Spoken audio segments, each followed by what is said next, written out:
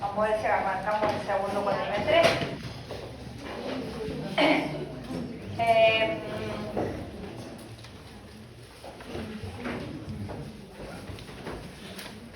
El viernes que viene es feriado.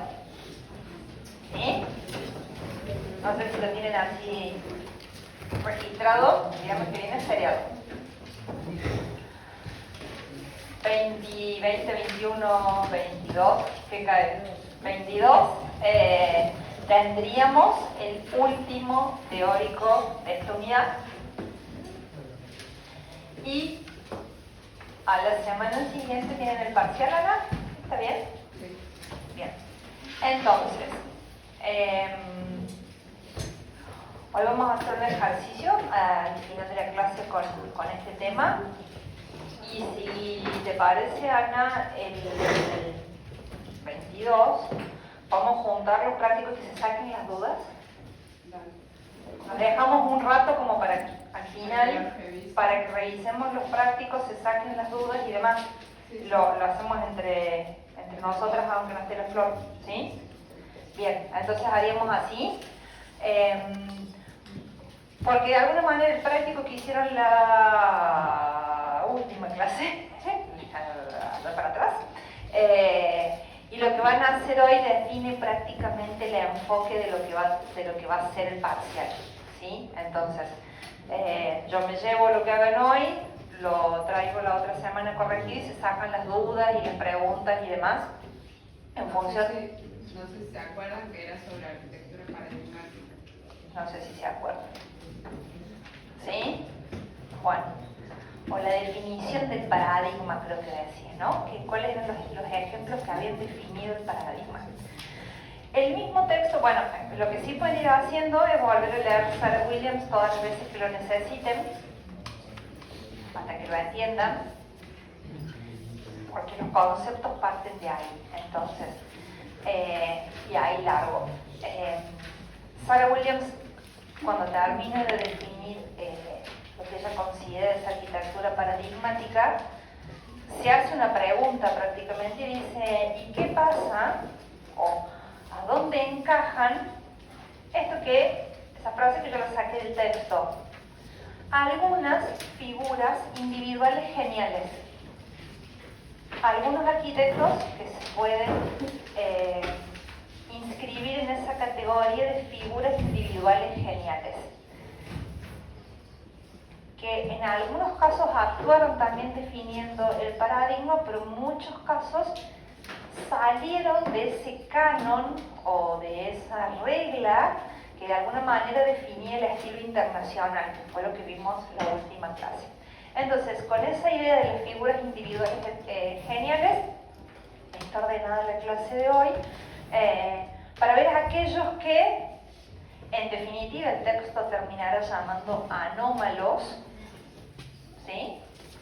Esa arquitectura que no es paradigmática, que es la anómala, y que en un primer momento, antes de ponerle ese rótulo de anómalo, la llama así, figuras individuales geniales en el mismo texto. Entonces, Wright siempre fue, voy a empezar por una frase que está por acá abajo, porque hay tres conceptos que vamos a ver acá. Lo dice Kostov, que es un autor de un libro de arquitectura, de historia de la arquitectura moderna. Y fíjense esta frase. Y luego estaba Wright. Él siempre había estado algo incómodo con la línea europea de la arquitectura moderna, ¿no? Y luego estaba Wright, o sea, ¿y a dónde lo ponemos a Wright, no?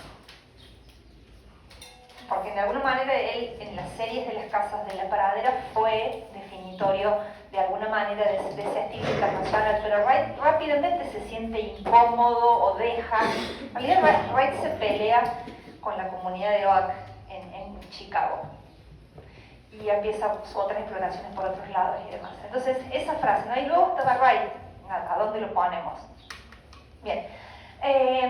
Este tiempo, entre finales de los 20 y mediados de los 30, casi finales de los 30, Wright es un tipo que ya tiene 60 años.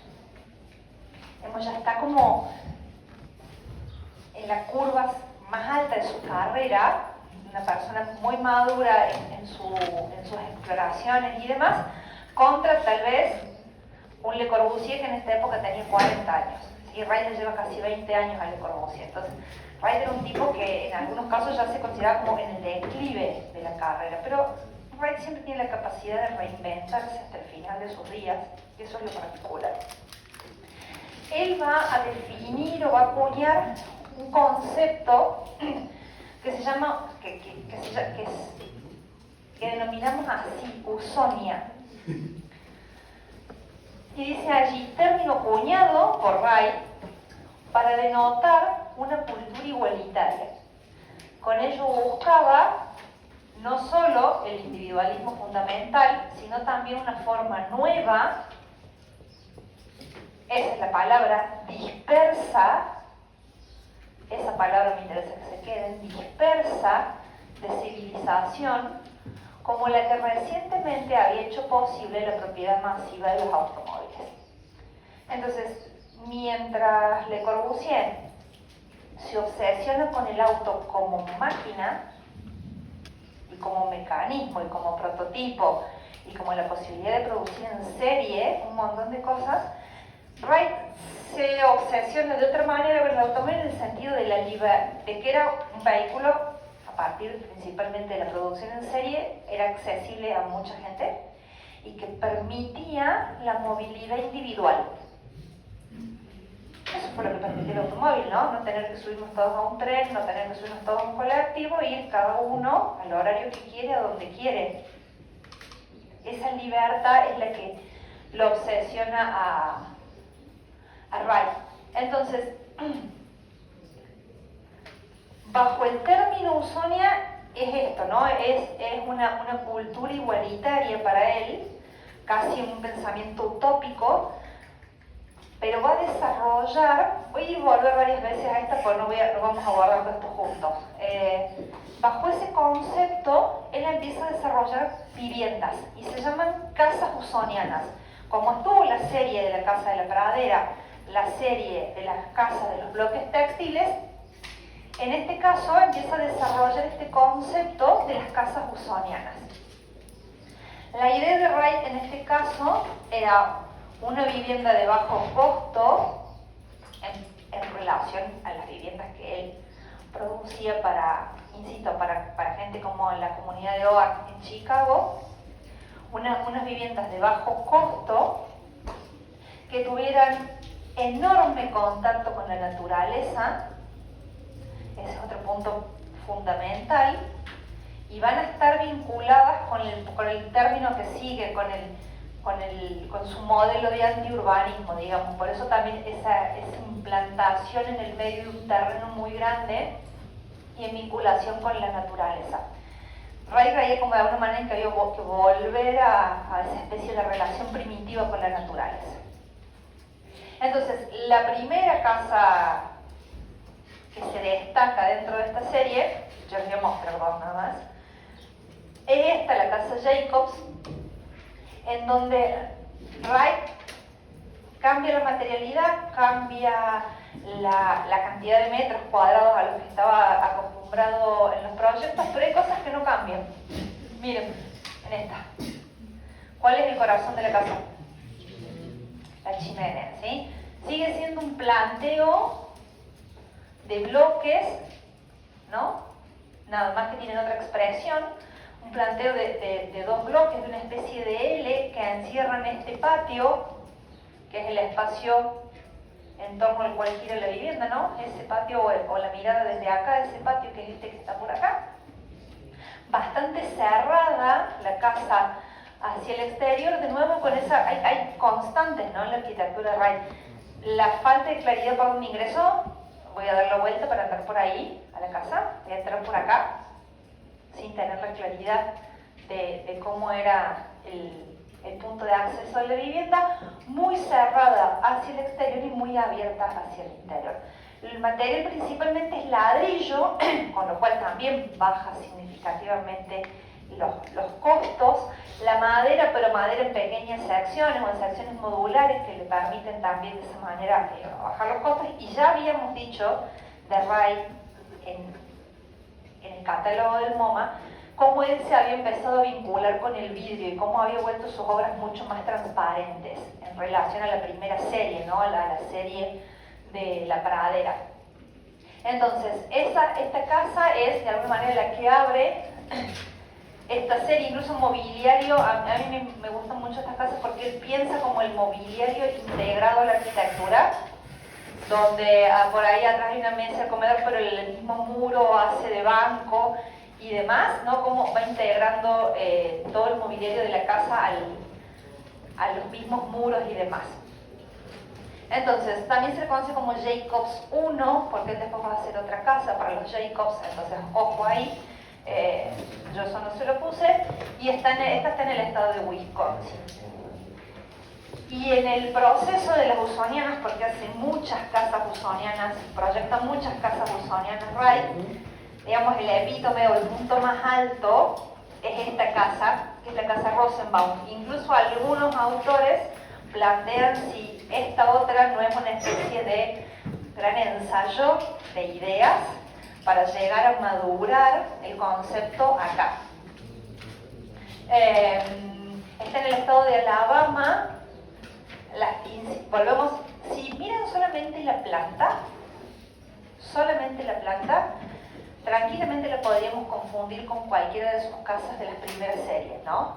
Esta planta casi en cruz, los núcleos de las chimeneas al centro, o sea, la funcionalidad en Wright es una cosa ya madura, digamos. Él cree en este esquema de funcionalidad de las casas, si bien las va variando dependiendo de lo que le va pidiendo el cliente, parte básicamente siempre del mismo partido o del mismo tipo.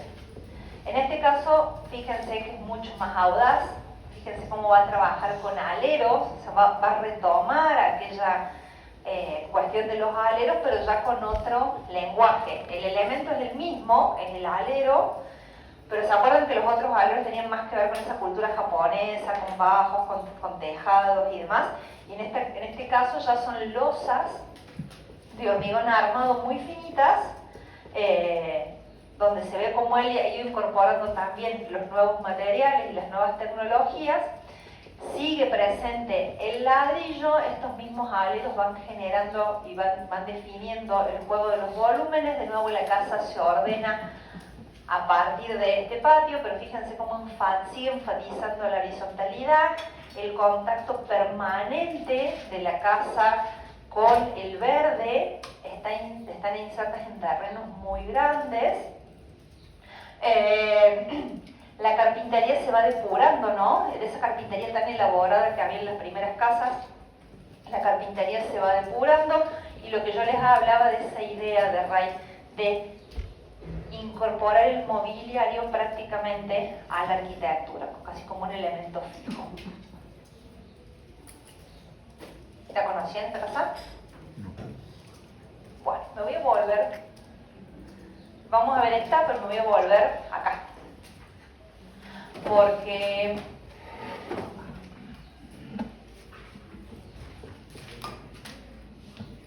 dentro de la elaboración teórica del pensamiento de Wright, él define esta idea de la Broadway City. ¿Es un modelo urbano? Sí, es un modelo urbano, pero de alguna manera representa el antiurbanismo. Qué complicado lo que estoy diciendo, ¿no? Es un modelo urbano, pero que representa todas sus ideas, más que sobre el antiurbanismo, sobre la no ciudad. Lo que Wright no quiere de alguna manera es la ciudad con el modelo compacto, con el modelo denso que está proponiendo la modernidad de alguna manera en estos años.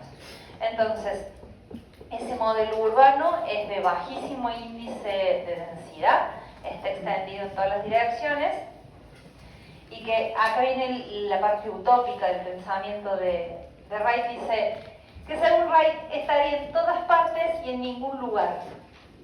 ¿Sí? Esta cosa bien de utopía de que no estuviera en ningún lugar.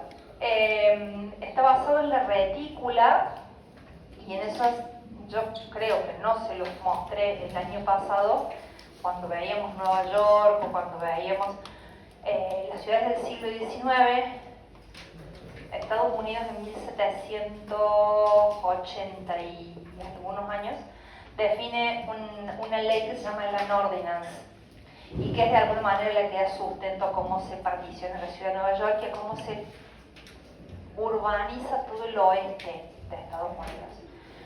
Esa Land Ordinance es una enorme grilla, ¿no? Lo que propone es la grilla y la partición de la grilla. Entonces, por eso, en los norteamericanos está tan presente la idea de la retícula, y por eso dice allí similar a las ciudades fundadas durante el mandato de Jefferson. La idea, ahí se las explico, sobre todo esto, pero fíjense, cada familia habitaría un terreno de un acre, por eso el nombre de la ciudad. Y el transporte sería principalmente en coche, ¿sí? Esas son las dos cosas por las cuales se lo señalé hace un ratito. Entonces ahí está el modelo, este es el plano que publica en este libro en el año 32. Esta es la maqueta que acompañó la presentación. Estos son algunos de los croquis del mismo Wright para explicar la ciudad. La ciudad tiene ese modelo absolutamente disperso, donde él pensaba que en cada uno de los terrenos, que era de un acre, dijimos recién, lo que se iba a implantar es una casa usoniana. En cada uno, por eso los conceptos están todos relacionados. En este modelo urbano, la casa que iba a ir en cada uno de esos lotes era una casa usoniana. Luego había algunos elementos, algunos edificios en altura, que él mismo los va colocando muy dispersos, siguiendo algunas de sus mismas líneas de los edificios que él había ya hecho en altura. Bajísima densidad, pero eso es casi un modelo de no ciudad. Es una forma de ocupar el territorio y poblarlo. Los comercios están todos dispersos, las instituciones están todas dispersas, hay escuelas, hay comercios, ¿se acuerdan que él era unitario cuando hizo el Unity Temple? Digamos, su religión era la religión unitaria. Plantea un espacio religioso pero sin ningún credo, ¿no? Como para que cualquier persona pudiera, se va flexibilizando el tema religioso a medida que va pasando el siglo XX. Entonces él plantea un espacio religioso pero sin credo, que también estaría distribuido en este enorme lugar, y para todo habría que moverse en auto, ¿no? Yo me salgo de mi casa, bueno, típico pensamiento norteamericano, salgo de mi casa, me subo al auto y voy a donde tenga que ir. ¿Sí? Está importante esto porque es como que se ata con ese otro pensamiento que él tenía. Y finalmente, sí, claro, para atrás, mi hija. Y finalmente, el último concepto está ligado, pero no tanto a estos de acá arriba, es la idea del taliesin. Wright, ¿se acuerdan que la primera casa de Wright que vimos, que estaba en la ciudad de Chicago, en las afueras de Chicago, que yo les conté que se la había construido antes de cumplir 22 años? Una casa de estudio enorme. Bien, él rápidamente se cansa de esa situación de vivir en la ciudad y empieza a buscar espacios para vivir bajo estos términos él mismo. Entonces así va a construir, van a ser 3, algunos autores los numeran diferentes y son 4 tales, 3 viviendas, 2 van a estar, ya se las voy a mostrar, la primera tiene un incendio y demás, y la tercera es la que está en el desierto de Arizona. Ya les había leído la primera frase,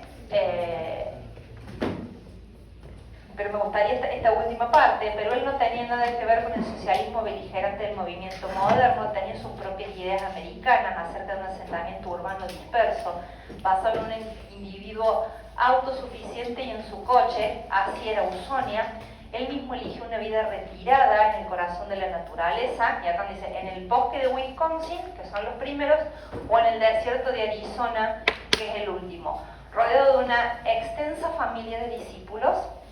Ese es el modelo de vida que él busca.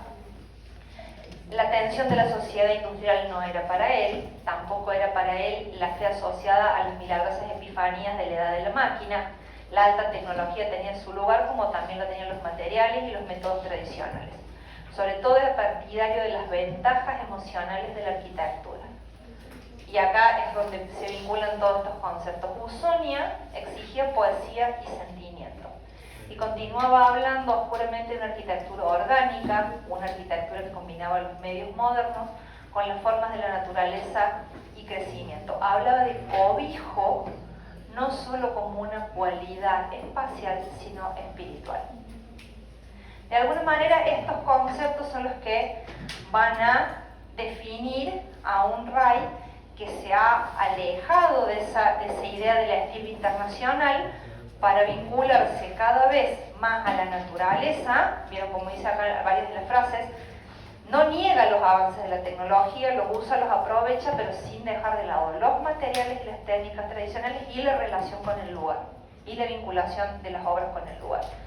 Entonces, en esos términos es que él construye estas que están en Wisconsin, estas, digo en plural porque a esta vivienda se le llamó Talesin 1 y Talesin 2.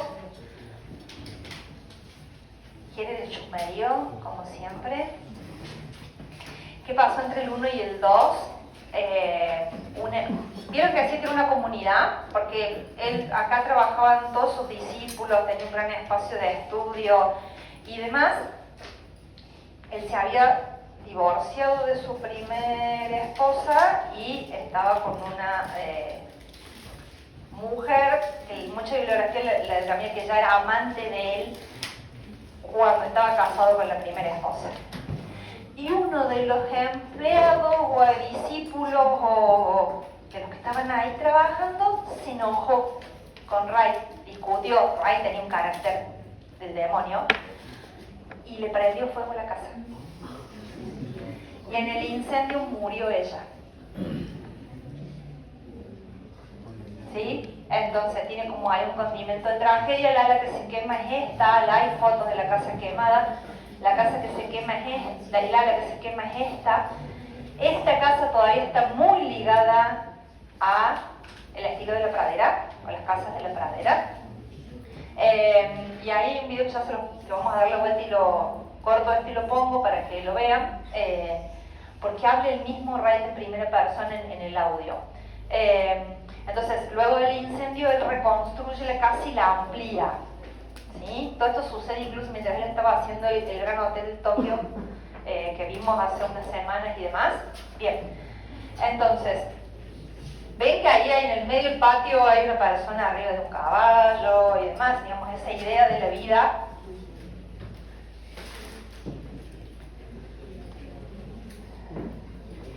¿Cómo es el chumarín?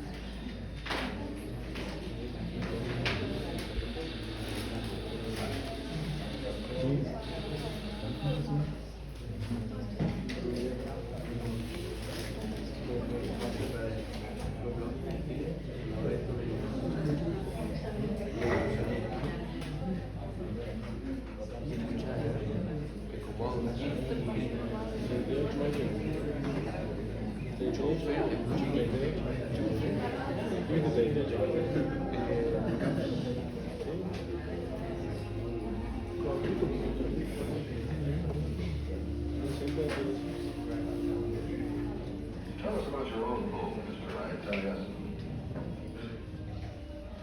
Well, Taliesin, of course, was built in 1911. It was a kind of refuge at the time. Southern Wisconsin. Low hills, protruding rock ledges decided to determine the features and character of the house.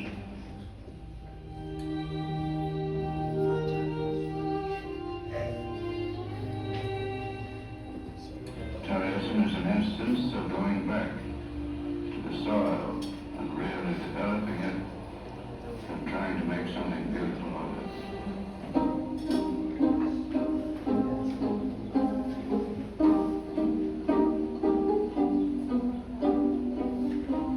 Where did the name Taliesin come from, Mr. Wright? Means shining brow. And Taliesin is built like a brow on the edge of a hill, not on top of a hill. If you build on top of a hill, you lose the hill.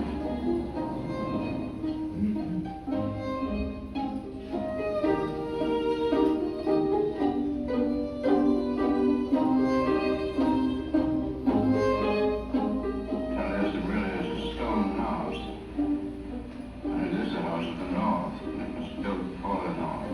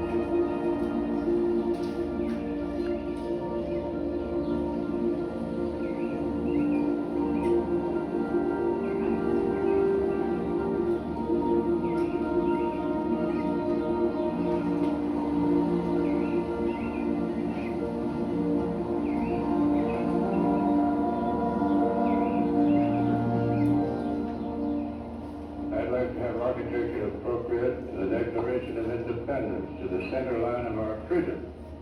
Architecture that belongs where you see it standing, and with a grace to the landscape instead of a disgrace. And the letters we received from our class tell us those buildings we built for them have changed the character of your whole life.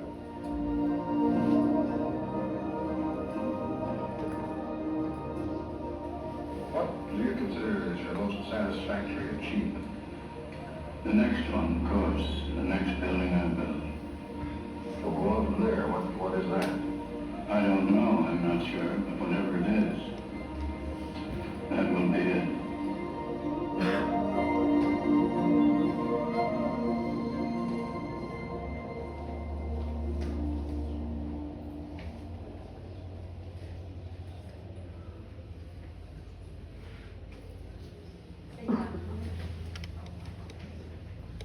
¿Se imaginan ser estudiante de arquitectura o recién recibido y irse a trabajar en el Taliesin con Wright y en el medio de ese ambiente, de esos paisajes, con esa calidad espacial, ¿no? Que habíamos hasta incluso pensado los lugares para que la gente pueda leer sentado al lado de una ventana y tener la luz del sol mientras lees y demás, ¿no? Wright, después de un tiempo después de esto, tiene serios problemas financieros, vende esto, después la propiedad es recuperada por la Fundación Taliesin, que es parte de la fundación que recoge toda la obra de Wright, todos los planos y demás, y ahora está declarada Patrimonio de la Humanidad la casa, desde la década del 70. Tan zen no debe haber sido, porque si el ayudante le... No, él no era zen para nada, tenía un carácter, ya te dije, se peleó con medio mundo. Dicen que era muy cascarrabia, así como muy enojón todo el día. Bien, entonces después de de que se recupera un poco económicamente,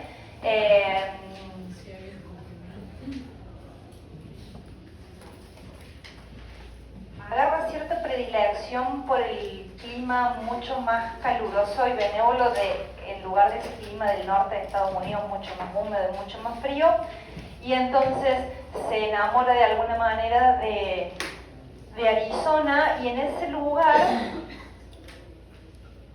ya también aquí consigue una estabilidad emocional bastante particular. Es su cuarta, quinta mujer, no sé cuál de ellas es, pero es con la que va a estar hasta casi el final de sus días, y ella le da como mucha estabilidad y construye esta otra casa, otro Taliesin. Ya les dije, puede aparecer como 3, puede aparecer como 4, de la forma que no le erran es como el Taliesin oeste o el Taliesin west, porque justamente se trasladan hacia el oeste. Y esta vez ya tiene incluso otra escala el proyecto, la misma implantación y la misma búsqueda de la relación con la naturaleza, con los grandes espacios, nada más que interpretando una naturaleza que no tiene la exuberancia de los bosques de donde estaba la otra propiedad. Y fíjense, ya también pensando en ese modelo de casa, estudio, taller y demás, lo construye en bloques, no es una sola unidad, sino que esto es absoluto. Fíjense en comparación con la otra planta, que todavía está muy ligada a las formas que estamos acostumbrados a ver en las casas. Esto se construye en diferentes bloques, con cierta independencia entre un bloque y el otro, su propia vivienda, como una especie de teatrito para ellos mismos. Los que venían y se instalaban aquí como estudiantes también trabajaban como la huerta y eso, promoviendo la relación con la naturaleza y demás. Y esta audacia o este juego estructural de trabajar con la madera de esta forma, seguir trabajando con un techo con pendiente, un techo inclinado, pero en donde la pendiente está dada de esta forma, la estructura sale hacia el exterior, va generando los aventanamientos de esta manera, y se completa o se ancla de este lado con estas piezas. Una cantidad de parasoles y demás, porque también se está ajustando este clima del desierto mucho más caluroso, y el espacio de trabajo, ¿no?, donde estaban todos los tableros. Busqué esta porque este espacio siguió activo hasta la década del 70 y hay una hasta con computadoras.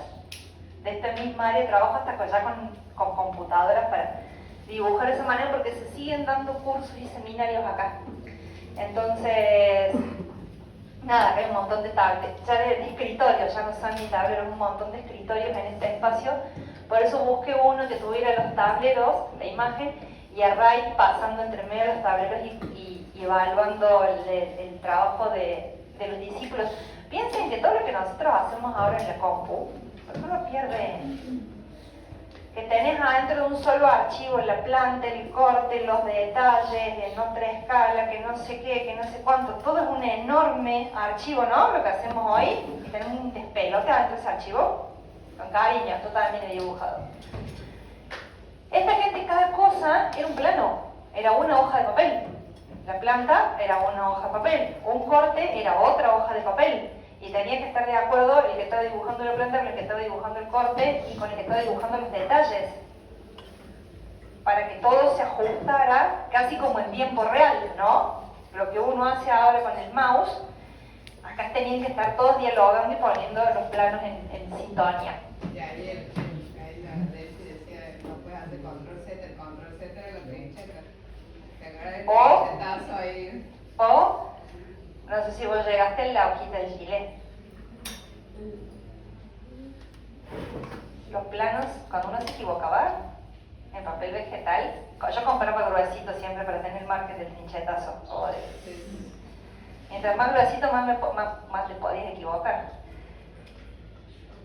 Le pifiabas, agarrabas o una trincheta chiquita o una hojita de gilet y raspabas. Y después, para poder pasar con la tinta de nuevo arriba, con la uña, le dabas así el redete que el papel tenía brillo de nuevo y no te absorbía la tinta. Porque si no, cuando pasaba, el papel estaba todo abierto porque lo habías raspado con trincheta. Sí, lindas épocas. Lindas épocas. Como que en una persona como de mi edad conviven todas las historias al mismo tiempo. Porque yo dibujé así y presenté mi tesis en CAD. O sea, yo hice todo el proceso, no llegué al tiralínea, pero de los Rotring al CAD, y mi época fue la que hizo el salto. Y les voy a decir que el AutoCAD 10 funcionaba bajo DOS, ni bajo Windows, bajo DOS. Así que uno tenía que salir del Windows, entrabas al DOS, abrías el AutoCAD. Bien, ya está, momento.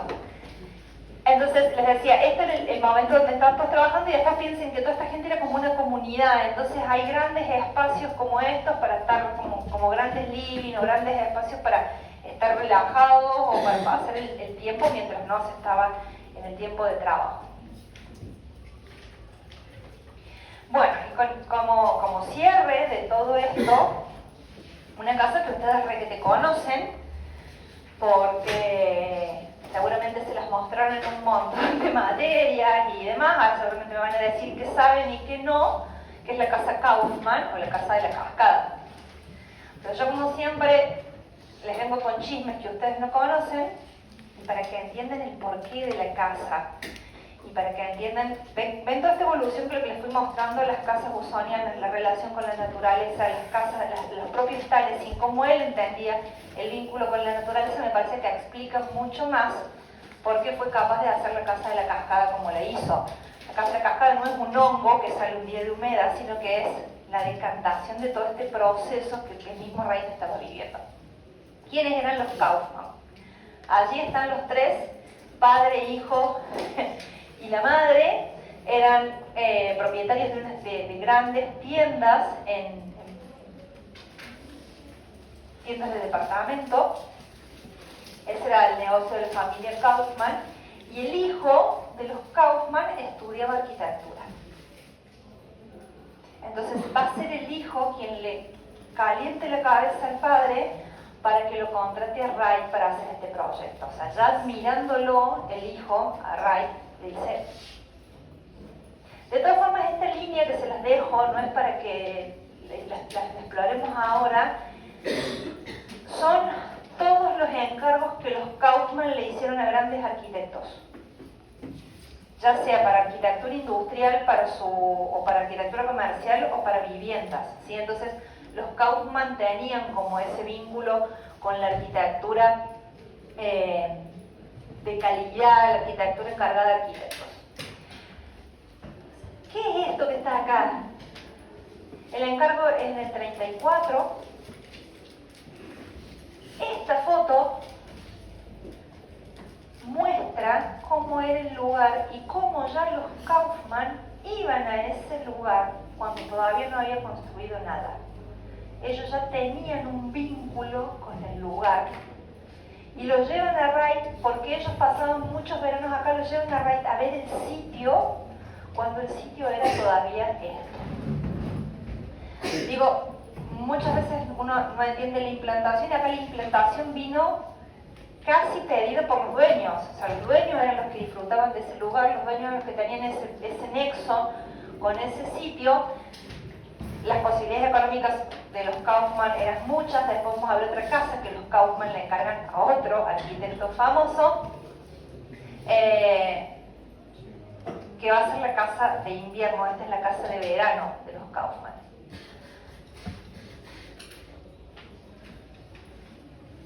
Y acá está, la que ustedes ya conocen. ¿La vieron ya? ¿En qué materia se les mostraron? ¿En cuántas materias se les mostraron? ¿Ah? ¡Hablen! No me hagan así con la cabecita nada más como el carrito del auto. ¿En qué materia la vieron? Para que yo sepa cuántos miles de años hace que no le ven a la casa. ¿En introducción? ¿Qué se saben de la casa? ¿O la vieron así y me le dijeron, miren qué linda casa y siguieron de largo? Miren qué linda casa y siguieron de largo. Bueno, entonces, lo primero que va a pasar, ahí está la cascada, ¿no? Esa cascada que veíamos en la imagen de recién, tiene que ver con esa cascada, y lo que va a hacer Wright en esta casa es la primera decisión que toma es ese emplazamiento que le pide la familia.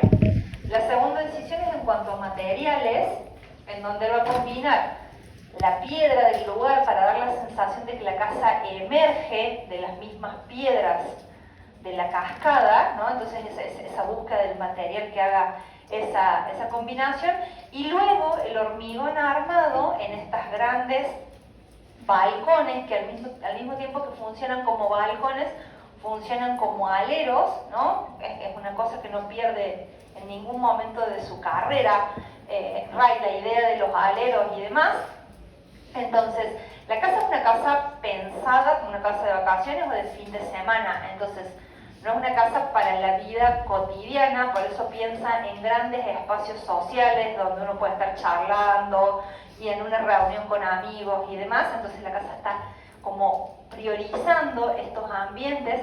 Las relaciones con la naturaleza es absoluta, incluso planteando algunos espacios, fíjense, con los techos vidriados y demás.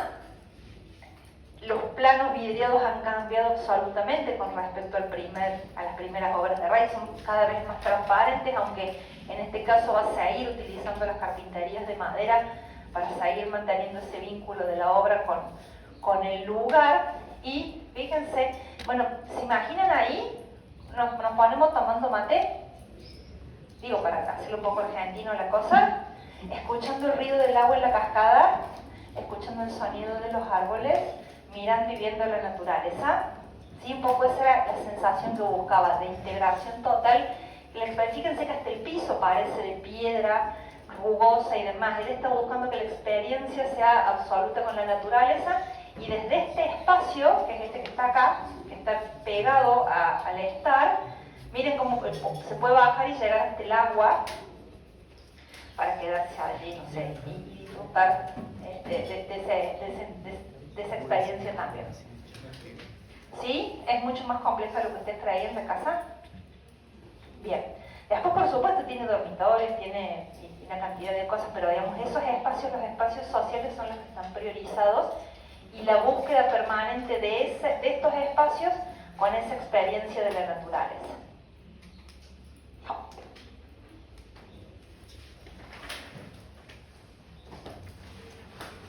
En la foto si bien vamos a hablar de Rudolf Schindler,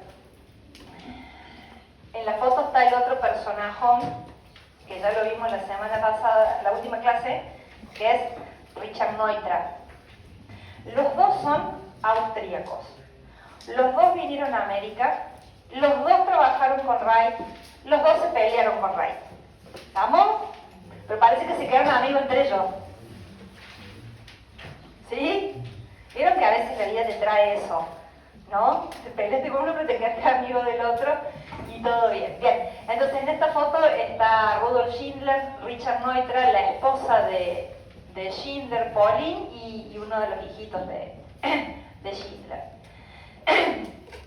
¿Por qué se los pongo? Porque hoy no vamos a ver nada de Neutra, pero me interesa que les quede como en la cabeza el vínculo que hay entre ellos. Y Schindler va a ser el que le presente a Richard Neutra a los Kaufmann para hacer la casa del desierto, que la vamos a ver en la próxima unidad. ¿Lo ven? Esto es como una enorme trama de relaciones, de alguna manera, el siglo XX. Entonces, lo primero que vamos a ver de este personaje, que insisto, los dos tienen grandes influencias de Wright, trabajaron con Wright, vinieron a América con la idea de trabajar con Wright y demás, pero traían su propia carga, de su propia experiencia, su formación, porque habían estudiado arquitectura en Europa. Esta casa, yo les voy a hacer un paréntesis y le voy a decir, cada vez que mi marido ve las fotos, él dice, ¿cómo podés hacer mala arquitectura si tenés esto para ver? Mi marido no es arquitecto. Pero él dice, ¿cómo podés hacer mala arquitectura si tenés esto para tomar lecciones? Porque realmente es una obra exquisita, que de alguna manera tampoco encaja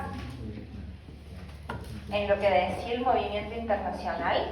De alguna forma está ligada al inicio de las usonianas, de Reich, tal vez se deba a alguna de las influencias de Schindler en ese periodo, pero Schindler era un tipo difícil de encajar él, en primer lugar. Entonces, esta casa, vieron que dice Schindler Chase, la construye para él, su esposa y el niñito que vimos recién, y para otro matrimonio más. Entonces es una casa que van a compartir, como si fuera una casa de fin de semana, pero que la compartís con alguien, ¿no? Que te construís una casa de fin de semana con alguien. Y como es una casa que tiene esa idea de ser una casa de fin de semana y demás, es muy flexible, no les puse la planta es bastante simple, gira de nuevo como alrededor de un patio, ¿no? Que es este patio que se genera acá, o que se genera allí, un patio abierto como una C, es la casa. La vocación de, creo que esto es la primera vez que aparece en la historia, y después lo veremos hasta el cansancio, ahora en la arquitectura muy contemporánea, la idea de hacer que desaparezca completamente el plano de cerramiento, que las correderas queden embotidas en el mismo hormigón y en el mismo dintel, para que cuando yo abra las aberturas quede una integración total, donde no venga un escaloncito ni nada. Los materiales son muy pocos, utiliza hormigón y madera básicamente, ¿sí? Lo demás es todo combinado, más de lo mismo, porque los pisos son estucados, los muros también están trabajados con revoques estucados y demás, entonces trabaja con hormigón, revoques al modo de una especie de hormigón visto y madera. Insisto, como una casa de fin de semana va a priorizar también estos espacios abiertos. Por ahí debe andar el salón de té, que es otro de los espacios que tiene la casa, el punto del hogar, que es este que está acá. Y después, yo les puse esto porque a mí me encanta esta parte de la historia. En California, a veces en verano las noches son muy calurosas. Entonces la casa tenía todo un sistema en la parte alta de terrazas para poder, no sé, ¿vieron cuando uno se siente fresquito en verano? En una terraza. Toda la terraza funciona como una terraza transitable, habitable, y estaba pensada para poder ir allí en las noches calurosas a estar en contacto con la naturaleza, a tomar el aire más fresco y demás. ¿Qué tiene que ver esta casa con los 5 puntos de Corbusier?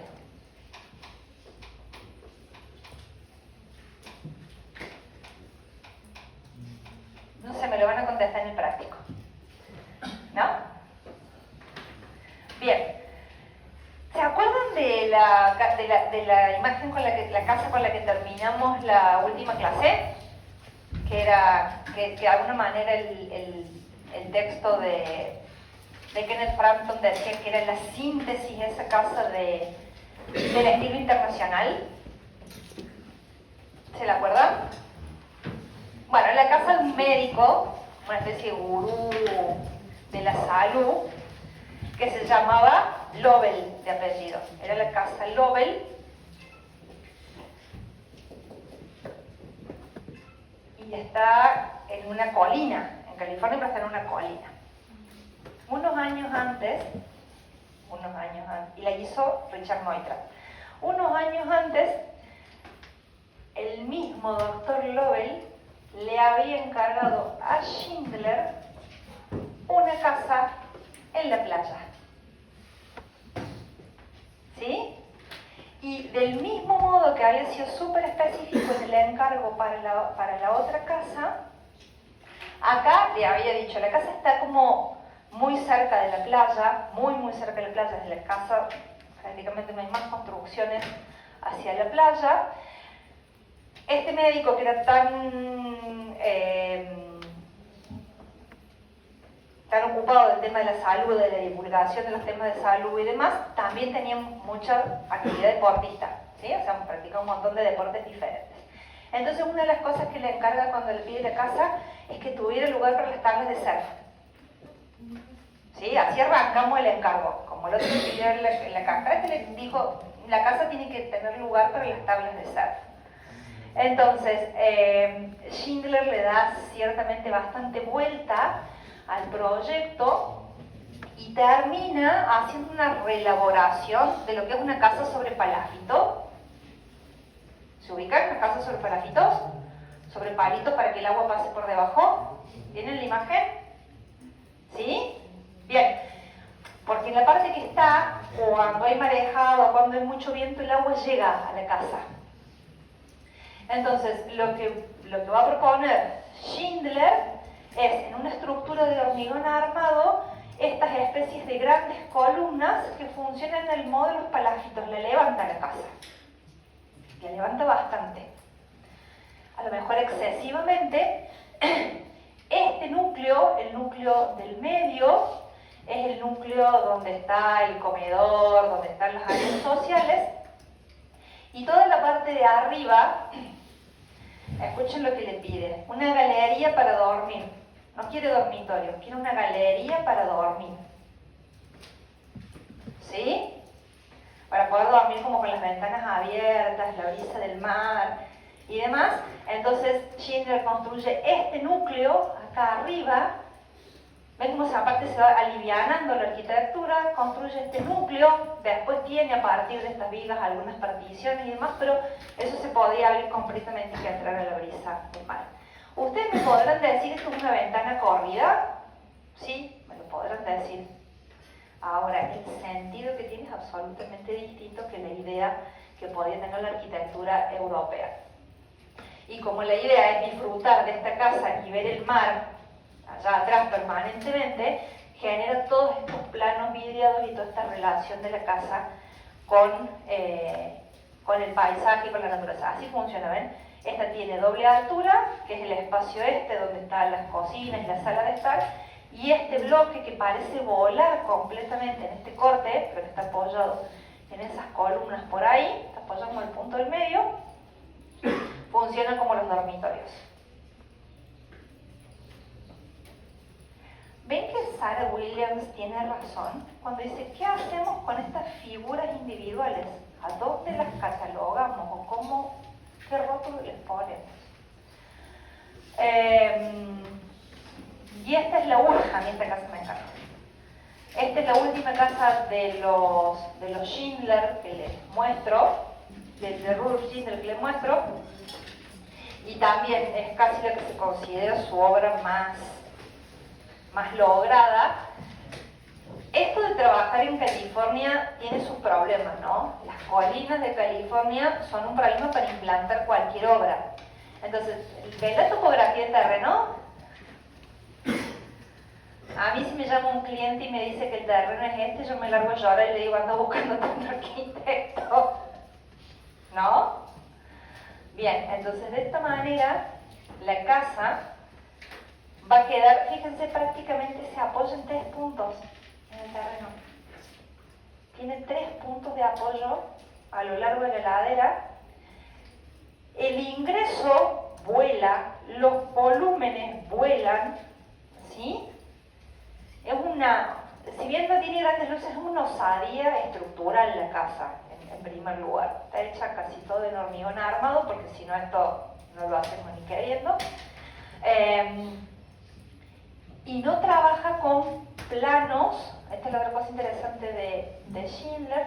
No cierra los volúmenes, son volúmenes puros, uno no los puede terminar de completar en la cabeza de uno, pero él no los completa físicamente. Entonces acá está el cubo, uno lo podría leer el cubo, pero está transformado, está alterado, no está completo, y de esa manera va generando la riqueza volumétrica. Les puse fotos viejas porque esta casa sigue en uso y la fachada, que está acá, que es preciosa, está destruida en cuanto a la composición. Acá de este lado le han hecho un garage como para 3 autos, acá han metido otro volumen de hormigón que desvirtúa esta lectura, por eso elegí ponerle fotos como viejas para que entendieran realmente cómo era la obra. Porque el ingreso se genera por acá y yo tengo que girar y este volumen es lo único que me adelanta. Estoy ingresando a la casa por ese lugar, toda esta estructura metálica que parece que se cuelga desde el último nivel. Y luego, bueno, esta articulación y algunos de los espacios Este es gracioso, este es el señor Wolf, pero la foto en el libro donde la encontré, y por eso se lo señalo acá, es porque la fotografía marcaba o señalaba la lámpara. El señor Wolf junto a la lámpara. Todo, hasta las luminarias estaban diseñadas por Schindler. Digo, por eso fíjense cómo la casa tiene como una coherencia con los artefactos y demás que están pensadas en función de eso, y las dobles alturas que se van generando. Por allá está la señora Wolf sentada en el estar de su casa y demás. ¿Sí? Bien. Seguimos un rato más. ¿Cómo estamos? Si van a volver en 15 minutos, hacemos un corte, así hacemos un par de cortecitos y se me despiertan porque siento que los estoy perdiendo. Pero hagamos 15 minutos, así hacemos un par de cortecitos, ¿ah?